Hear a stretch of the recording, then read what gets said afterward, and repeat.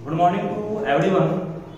बच्चों, last class में मैं कुछ थ्योरम्स को प्रूव किया था जिसमें आइडेंपोटेंट लॉ भी थे, जिसमें आइडेंटिटी लॉ भी थे, जिसमें कम्यूटेटिव लॉ भी थे और एसोसिएटिव लॉ भी शामिल थे।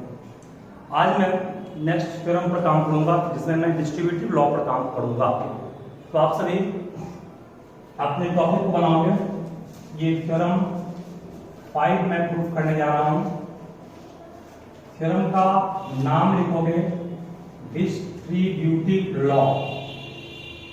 डिस्ट्रीब्यूटिव लॉ इसमें लिखोगे for any 3 sets A, B and C। हमारे पास कोई भी 3 सेट A, B, C हैं तो प्रूफ करना है कि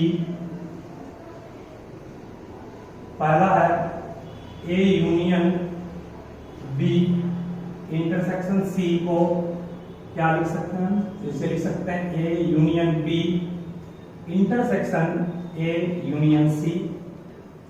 और बच्चों दूसरा है A intersection B union C क्या कर सकते हैं? A intersection B union A intersection C। ये हमारे पास दो लॉज हैं जिसे हम लोग डिस्ट्रीब्यूटिव लॉ के अंतर्गत लिखे हैं। अब इसे हम लोग की बॉडी से प्रूफ करना है कि ये लॉ कैसे प्रूफ होंगे। देखो बच्चों, ये काफी आसान है। पहले तो इसे क्या पढ़ेंगे ये जानना है। इसे हम लोग बोलते हैं, इस लॉ को डिस्ट्रीब्यूटिव, इस लॉ क्या पढ़ते हैं? Distributive law of union over intersection. इस लॉ को हम लोग क्या पढ़ेंगे? Distributive law of union over intersection. देखो, distributive law of union over intersection मतलब क्या हो? इंटरसेक्शन ब्रैकेट के अंदर हो और यूनियन ब्रैकेट के बाद, ओवर के बाद जो कुछ है वो समझ जाना कि वो अंडर ब्रैकेट के अंदर होगा। इसे क्या पढ़ेंगे? इसे पढ़ेंगे डिस्ट्रीब्यूटिव लॉ ऑफ व्हाट? पहले इंटरसेक्शन है ना, distributive law of intersection over what? Union. सही है, मतलब जो पहले होगा उसका नाम लिखाएगा पहले। तो इस क्या पढ़ेंगे? Distributive law of union over intersection. और इसे पढ़ेंगे distributive law of intersection over union. फिर इस पर बेस्ड हम लोग क्वेश्चंस पे काम बारी बारी से करेंगे।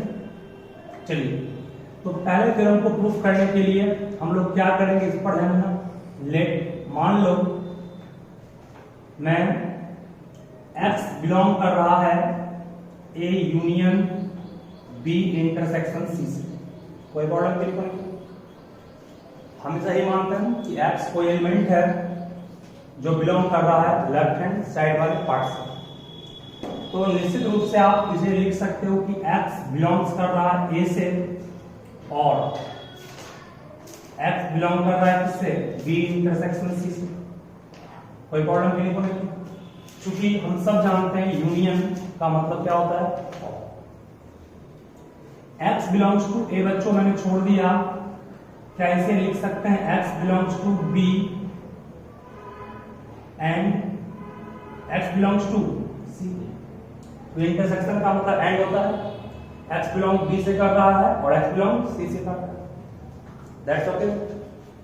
फिर अब कहोगे कि सर ये क्वेश्चन में यहां पर ये कहा गया X बिलोंग A से कर रहा है या X बिलोंग B से कर रहा है।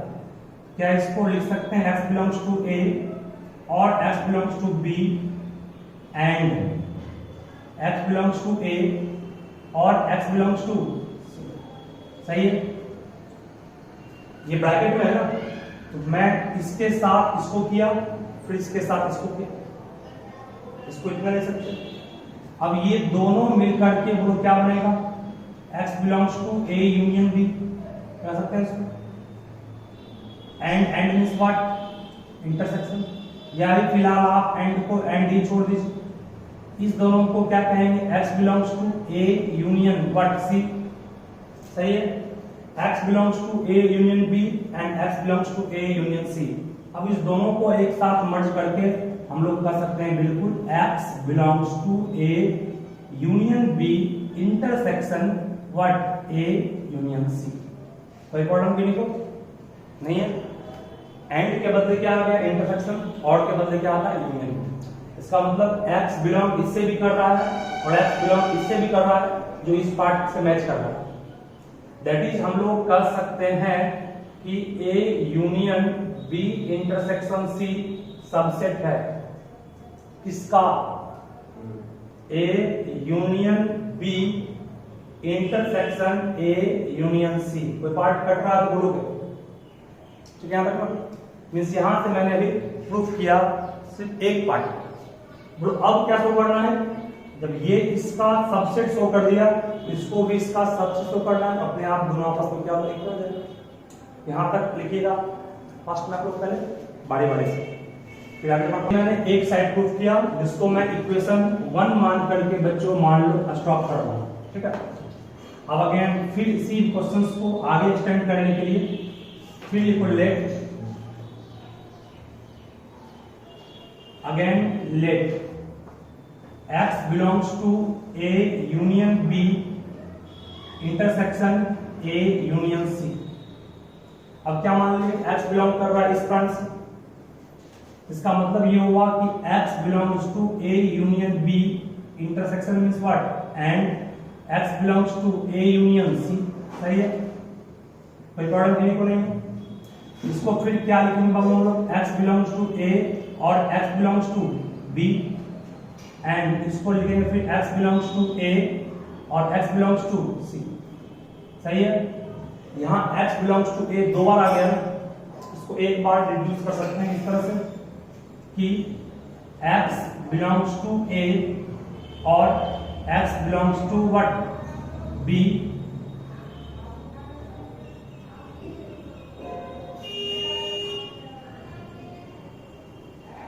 x belongs to A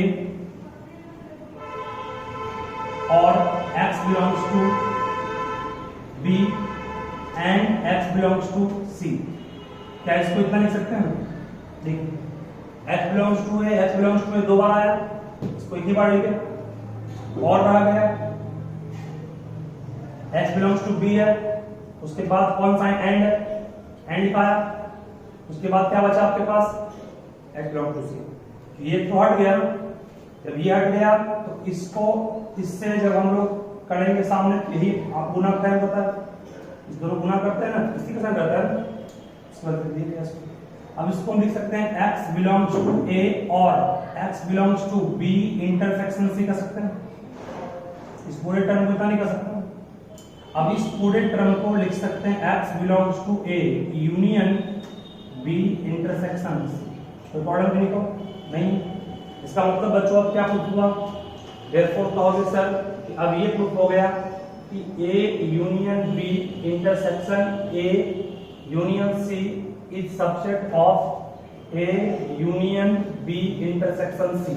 तो क्या माना इसको हम इक्वेशन 2 माने, तो कहोगे फ्रॉम इक्वेशन 1 एंड 2, इक्वेशन 1 और 2 से क्या प्रूफ हो गया, ये इसका सबसेट और ये इसका सबसेट। तो इक्वेशन 1 और 2 से ये प्रूफ हो गया कि A union B intersection C को हम लोग कहेंगे A union B intersection A union C।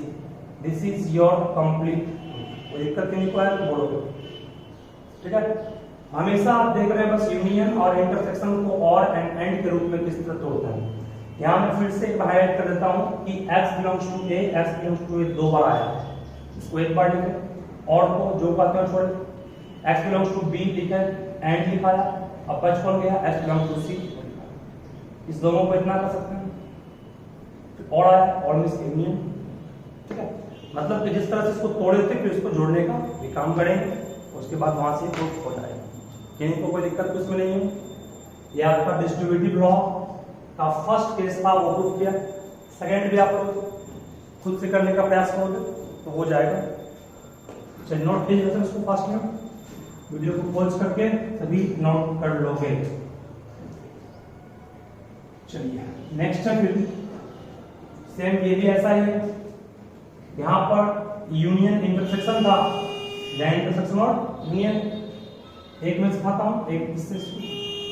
Late मान लो x बिलोंग कर रहा है A intersection B union C से। इसको बच्चों हम लोग क्या लिख सकते हैं, इसे लिख सकते हैं x belongs to A intersection है and x belongs to B union C. क्या इसे इतना कर सकते हैं, इसे बिल्कुल इतना कर सकते हैं। इंटरसेक्शन मींस एंड यूनियन को जो करते हैं। अब इसे हम लोग फिर लिख सकते हैं क्या, जब x बिलोंग्स टू ए है x belongs to A and इसको x बिलोंग्स टू बी और x बिलोंग्स टू क्या कहेंगे, प्रॉब्लम करें तो इसी को फिर लिख सकते हो x बिलोंग्स टू a के साथ इसको किए and x belongs to b इसके साथ किए, इसको ब्रैकेट है ना। अब इसके साथ इसको करेंगे, इसके साथ किए इसको यह है और फिर इसके साथ करेंगे इसको, क्या आएगा x belongs to a and x belongs to c। सही है। अरे ये दोनों मान लो यहाँ गुना गुना करते हैं इसको, साइन तो इसका भी इसका होगा। इसे क्या कहेंगे, x belongs to a intersection b और x belongs to a intersection c। कोई प्रॉब्लम नहीं है। अब इसे लिख सकते हैं x belongs to a intersection b union a intersection what c। कोई प्रॉब्लम। इसका मतलब बच्चों ये प्रूफ हुआ कि अगर x बिलोंग इससे कर रहा है तो वही x बिलोंग इससे भी करेगा। दैट इज हम लोग कह सकते हैं कि a intersection b union c subset होगा किसका, a intersection b union a intersection c। इसको क्या माने इक्वेशन 1। उस तरह से आप इस साइड को लेकर चलेंगे, इसको प्रूफ करेंगे अपने आप। फिर ये इसका सबसेट होगा, जब ये इसका सबसेट और ये इसका सबसेट मींस दोनों आपस में क्या हो जाएगा, इक्वल हो जाएगा। चलिए उसको शुरू करते हैं विदाई से। हो गया ये। चलिए तो हम लोग अब इसी का सेकंड पार्ट को प्रूव कर रहे हैं, सभी ध्यान देने का प्रयास करो। You will let again x belongs to a intersection b union a intersection c। ठीक है। अगेन फिर से मान रहा हूं, उस पार्ट मिटा दिया हूं। यहां पे क्या होगा, x belongs to a intersection b union है और x belongs to a intersection what c। सही है। इसको लिख सकते हो x belongs to a and x belongs to b। इसको तोड़ कितना कहेंगे, और इसे लिख सकते हो x belongs to a and x belongs to c। तो प्रॉब्लम किसी को नहीं है। यहां भी x बिलोंग्स टू a दो बार आया, इसको फिर एक ही बार x belongs to a x belongs to a का है, कोई दिक्कत नहीं है। एंड x बिलोंग्स टू, ये हट गया, ये बचा, x बिलोंग्स टू क्या बचा, b बचा, और क्या बचा, x बिलोंग्स टू b बचा, एंड बचा ना, एंड नहीं बचा और बचा। तो ये तो हट गया क्योंकि साइन रहेगा नहीं, और x बिलोंग्स टू क्या होगा, c। इसको फिर लिखोगे x belongs to a and x belongs to what, b union c। फिर कहोगे सर इसको लिख सकते हैं x belongs to a intersection b union c। तो प्रॉब्लम मिलेगा नहीं। तो कहोगे सर फ्रॉम 1 एंड 2, हार्ड नहीं, थोड़ा ध्यान दो, दिक्कत नहीं होगा।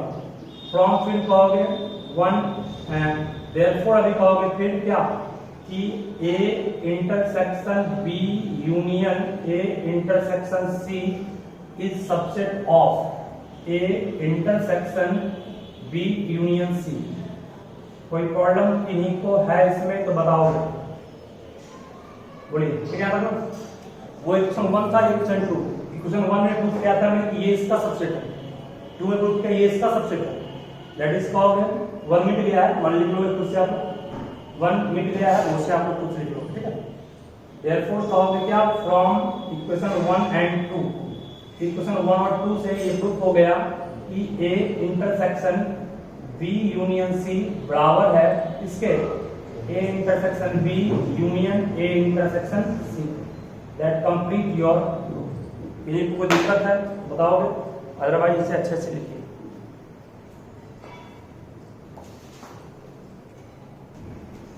अब बच्चों हम लोग अगले थ्योरम पे आ रहे हैं, वो है थ्योरम नंबर 6। थ्योरम 6 में लिखोगे सभी, थ्योरम 6 को पहले शॉर्ट में कहते हैं डिमॉर्गन थ्योरम। क्या बोलते हैं इसको, डिमॉर्गन थ्योरम या डिमॉर्गन लॉज। लिखोगे और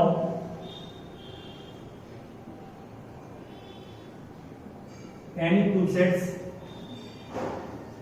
A and B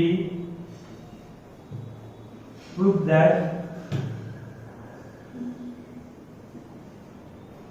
A union B complement equal to A complement intersection B complement, और दूसरा A intersection B complement equal to A complement union B complement। ध्यान से पहले आप लोग समझने का प्रयास इसे करोगे, वीडियो पॉज कीजिएगा। चलिए मैं शुरू करता हूं, फर्स्ट को प्रूव करने, ध्यान से समझोगे। फर्स्ट में प्रूव करना है बच्चों कि A यूनियन B का कंप्लीमेंट किसके बराबर है, A complement intersection B complement. ये सिंबल जो आप देख रहे हैं, इस सिंबल को इंटरसेक्शन कहते हैं, और ये सिंबल किसका है, कंप्लीमेंट का होता है। यानी लेट मान लो कि X बिलोंग कर रहा है A यूनियन B कंप्लीमेंट से, मान लिया X belongs to what, A union B complement. जैसे याद कीजिए मैं पढ़ाया था कभी आपको, A कंप्लीमेंट को क्या लिखे थे, X such that X does not belongs to what, right? A complement का मतलब वैसा वैल्यू X का लेंगे जो किसमें नहीं है, A में नहीं, U माइनस A में। तो यहां पर ये पूरा आपके लिए A के रूप में काम कर रहा है। X belongs to A complement को लिख सकते हैं X does not belongs to A। Problem के लिए पूरा A आपके लिए X बिलोंग नहीं कर रहा है A यूनियन B में, मतलब कि क्या हुआ इसका, A और B का जो ग्रुप है उसमें X है ही नहीं। इसका मतलब ये हुआ कि X A में भी नहीं है, हिंदी वाला, और X B में भी नहीं है, मतलब इसका वो O R और नहीं, O R रो, वो हिंदी का होगा। यहां पर ऐसा नहीं कि यूनियन तक और कर रही है, गलती हो जाएगा। ये कह रहा है कि X A और B दोनों के कलेक्शन में भी नहीं है, इसका मतलब X A में भी नहीं है एंड X B में भी नहीं। अब इसका मीनिंग क्या हुआ, इसका मीनिंग कहोगे सर X बिलोंग कर रहा होगा A कंप्लीमेंट से, जब A में नहीं है A में होगा, और इसका मतलब हुआ X बिलोंग कर रहा होगा किससे, B कंप्लीमेंट से। मीन्स कहोगे X बिलोंग कर रहा है A कंप्लीमेंट इंटरसेक्शन B। तो प्रॉब्लम क्या लिखो, बोलिए X किससे बिलोंग कर रहा है, A complement intersection B complement, and इसके अब इसी चीज को हम लोग लिख सकते हैं क्या, therefore you can say A union B, X belongs to A intersection B का कंप्लीमेंट है, ठीक है। तो इसको हम लोग क्या लिखेंगे, इसको लिखेंगे सबसे पहले तो X belongs to A intersection B complement, X belongs to A intersection B complement को लिख सकते हैं X does not belongs to A intersection B। समझते हैं, कंप्लीमेंट से मुराद आएगा वो does not आ जाएगा, ठीक है।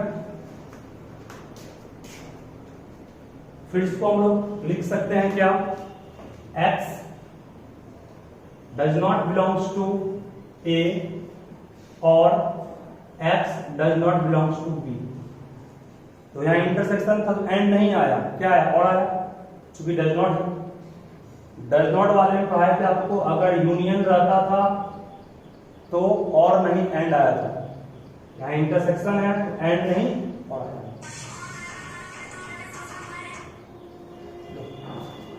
मतलब हम लोग इसको लिख सकते हैं x does not belongs to a means x belongs to a complement,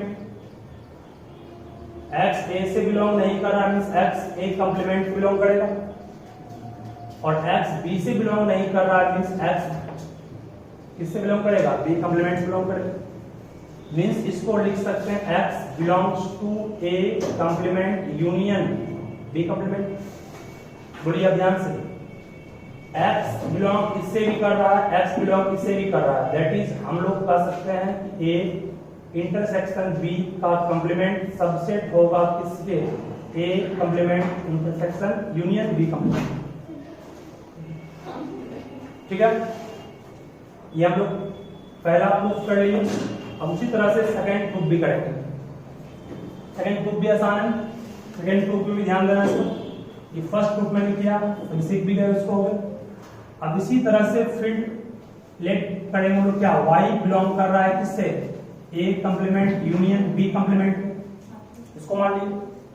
जब y बिलोंग इससे कर रहा है इसका मतलब क्या होगा, y बिलोंग्स टू a, बोलो एंड आएगा, अभी तो और ही आएगा ना, क्योंकि यहाँ डज नॉट नहीं है, तो यूनियन में और ही आया, और ये y बिलोंग्स टू क्या हो गया, b कंप्लीमेंट।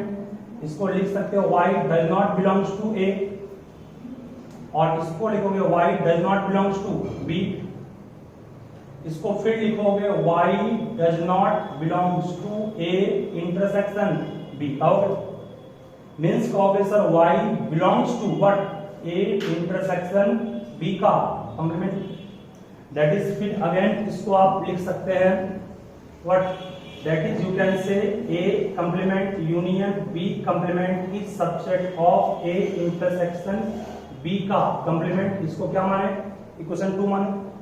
बोलिए फ्रॉम इक्वेशन 1 एंड 2, इक्वेशन 1 और 2 से क्या प्रूफ हो गया, जब ये इसका सबसेट है और ये इसका सबसेट, ये बढ़ता है मिट गया रहता है आपको, मिट गया है, ये इसका सबसेट है और ये इसका सबसेट है, तो कह सकते हैं कि a इंटरसेक्शन b का कंप्लीमेंट बराबर होगा किसके, A complement union B complement. That is it. यही डी मॉर्गन्स लॉ है। डी मॉर्गन्स का दोनों लॉ, फर्स्ट लॉ और सेकंड लॉ यहां से, ठीक है, सब लिखिए इसको फर्स्ट में।